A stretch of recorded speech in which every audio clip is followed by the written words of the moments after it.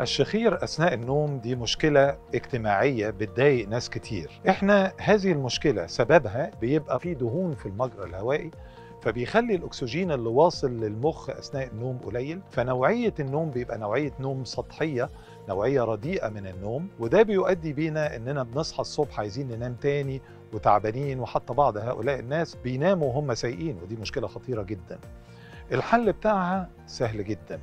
الحل بتاعها في معظم الحالات بيبقى فقدان الوزن. فقدان 20 كيلو من الوزن الزيادة عادة بيظبط هذه المشكلة تماما، وصحتنا تبقى أحسن، تركيزنا أكتر، نقدر نعيش سنين أطول بصحة أحسن، ما يجيلناش ارتفاع ضغط الدم بما له من مضاعفات كبيرة، وده للصحة.